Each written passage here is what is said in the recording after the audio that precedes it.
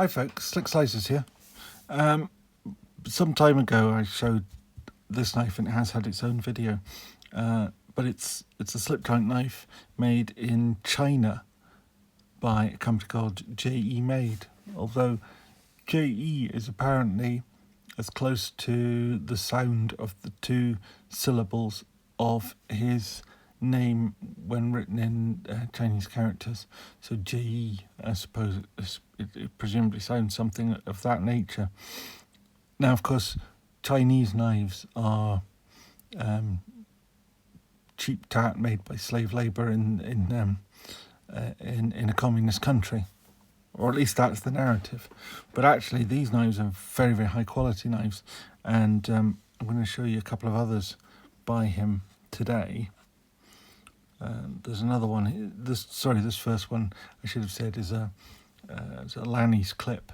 A Lanny's clip was a Tony Bowes design that he did for his friend Lanny, but they were originally made by Case.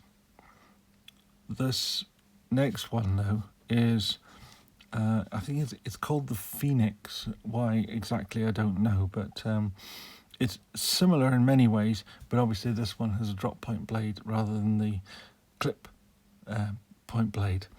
And the third one that we're going to have a look at today is this little diddy one. I love little knives. I've got a thing about them. I don't know why.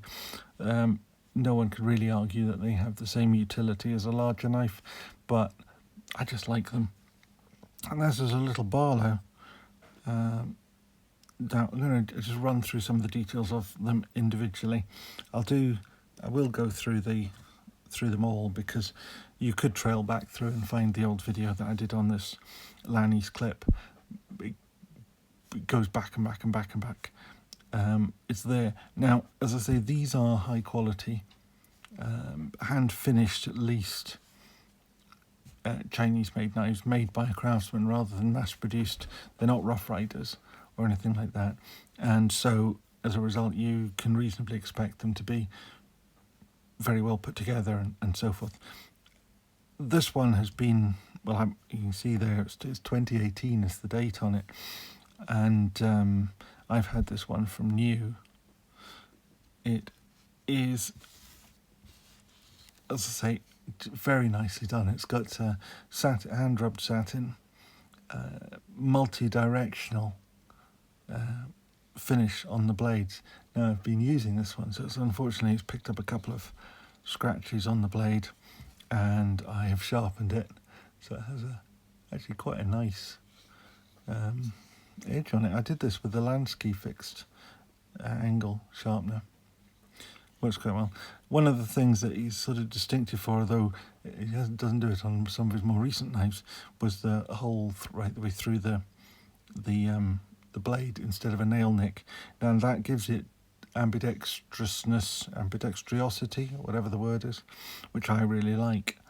Obviously these are, I think, what are probably called fusion knives these days. You've got a traditional style knife. It's a proper slip joint with a spring, but in a modern style, in that they're held together with screws. The two screws on the get this hand up here. The two screws on the cover here simply hold on this carbon fibre cover. It's a crowned carbon fibre weave, but it's crowned, so it comes out with a nice sort of random looking pattern. Very even, one side to the other. You know, really nicely done. Very even in terms of thickness, all round. But the other thing about these that I really like is the fact that they are titanium handles. The bolster and the liners are integral. I remember first one I had of those was an ADV, Andre de Villiers knife, and I thought it was really exceptional. Now it's becoming a bit more commonplace. You'll have seen the Hug and the Viper Turn and the Viper Hug recently I showed, which are also integral. So it's becoming a thing, but you know, once upon a time it was new and it was exciting, and probably before 2018, but not much before. But it's now become a sort of standard. you've got a back spring. I don't know what the back spring is made of, but I do know that the blade itself is S35VN, which hopefully you can see that.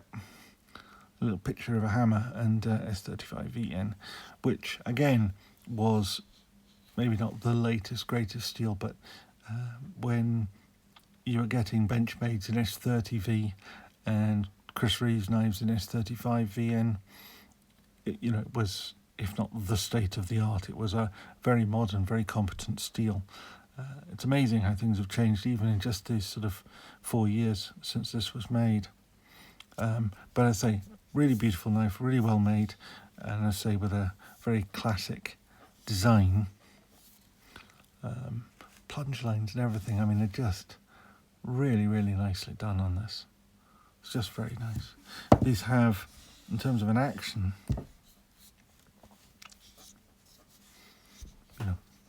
for a person with paralysed hands. Now, this is something.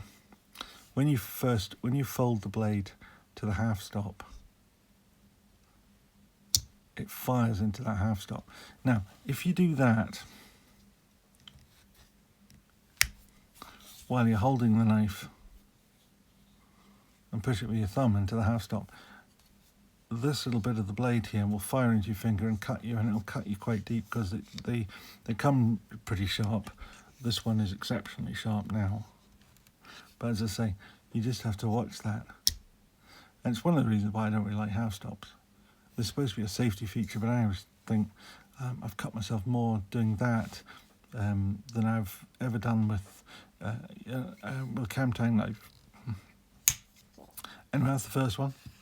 Now, this one here is also a 2018 knife, and again it has that really solid, stiff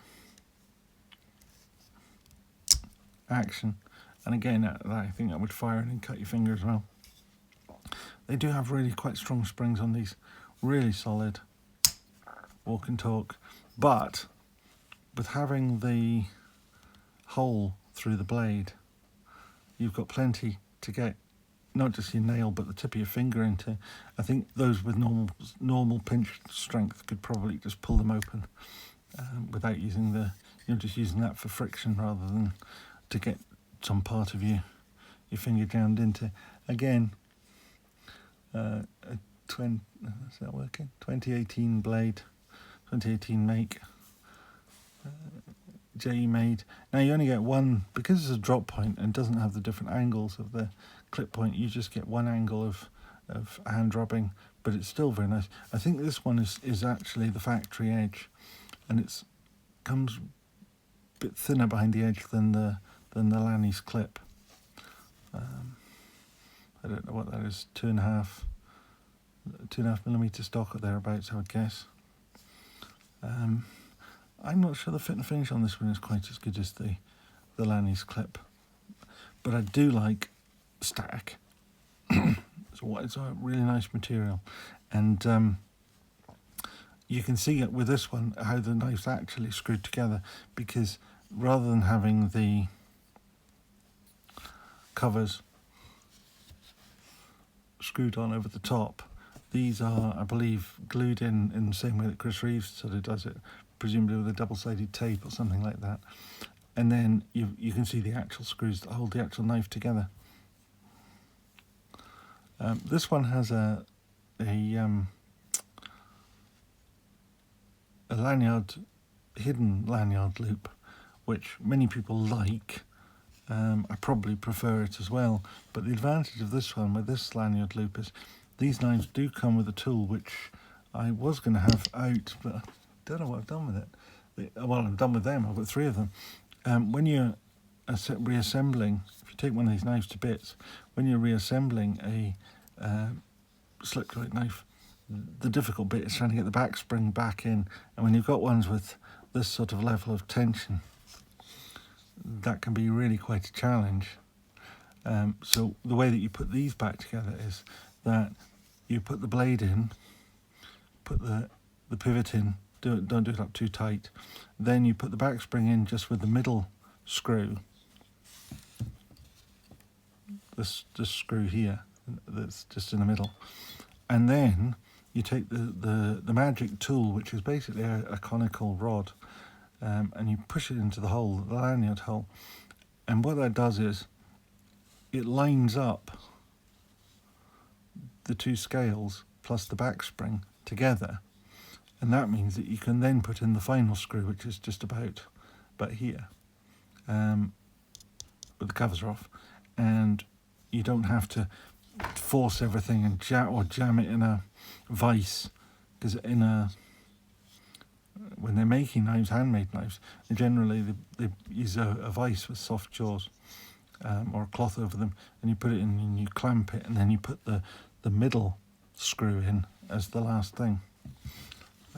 But he's provided this way to do it, which means that you can actually take these knives to bits in a reasonable way and put them back together without too much stress. Now this little one, I got this in a trade quite recently actually. This is a 2020 knife, and I think the person that got it just looked at it and said it's just too small. And it is a very small knife. I mean, we're talking about just over a 2-inch blade, under a 2-inch cutting edge, overall 5 inches. You know, it really is a diddy little knife, but I really like it. It's almost small enough to be a keyring knife. I think probably not perfect for that, but it is the sort of little knife that you can put in your jacket pocket and not worry about it distorting the line of your suit or whatever. So it makes a very good office knife. It's pretty friendly. The only thing, if I was to change anything on this knife, I would quite like to have had some sort of covers on it. The little stag covers or something like that would have been lovely. But it is what it is. Again, this is a titanium handle. Again, it's S35VN steel. And it's exactly the same construction, and it also came in the same size case, funnily enough, which looked a little bit odd with such a little knife in it, but it also has the same tool as that hole. Works exactly the same way in this one. In fact, this is the one I should have shown you how it works. So you put this screw in, you push the tool into there, it lines up the spring and the covers or the liners, and then you just put that screw in and it just drops in, so you don't have to fight and faff and risk cutting yourself. And one of the knives I really like is the Manly Wasp, but I've stripped my son's one so many times because it comes home full of cement and sand and grit and all sorts, that you have to take it to bits and clean it all out. Putting it back together can be a right mare. I'm not giving him one of these because they're rather more expensive, but these would at least be easier to clean. Anyway, these are, I say, JE made knives. As I've discovered, they're not great investments, but that's kind of good because that's why I've managed to pick up 3 of them, when if I'd had to pay full price for them all, it wouldn't have been so good. So anyway, just one quick thing. I was just thinking of something else. They do have the way that the bolster is shaped. Oops, I'm trying desperately to cut myself. You've got no catch to the end of the blade, which is very much in the style of the canoe, which is very sort of classic, or what I would think of as a half canoe, the copperhead, where again you've got no protruding tang of the knife like you might have with let's say a traditional Barlow. So even this little Barlow, let's move some of these out of the way, even this little Barlow has, so I'm going to cut myself here. I have this feeling It's going to happen. Right, yes, so this one, the edge is tucked away, whereas in this case Barlow, obviously you've got that edge. Now, how much that matters to anybody, whether, you know, is it really going to catch in your pocket? I don't know. I really don't know. But it is a nice little touch. And that, just to give you some idea of the scale of this little knife. The other ones are actually quite a good size. Yeah, the case action is much lighter. These ones are, you know, beasts. Even the little one has a, I don't know what, I don't do numbers on these things, I never know, but it's got to be a good 7, I think, on the sort of general scheme of things, whereas the case is barely a 5. But anyway, yeah, I mean, there's some idea of the size of that knife, and the larger ones, take that out of the way. The larger ones are, you know, actually quite good sized knives. They are sub 3-inch UK legal carrying knives.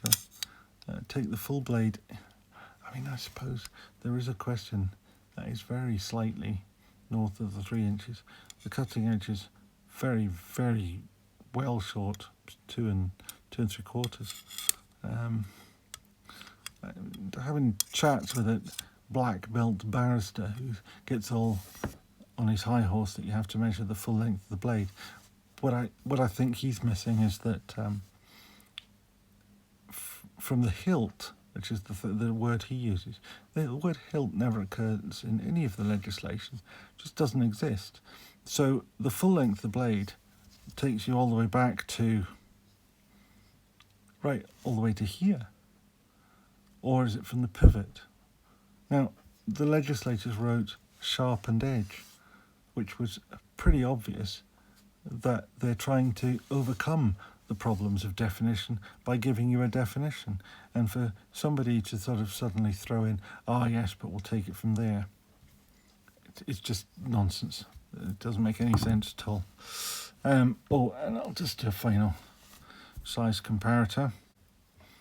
The compared to a standard 91mm Swiss Army knife.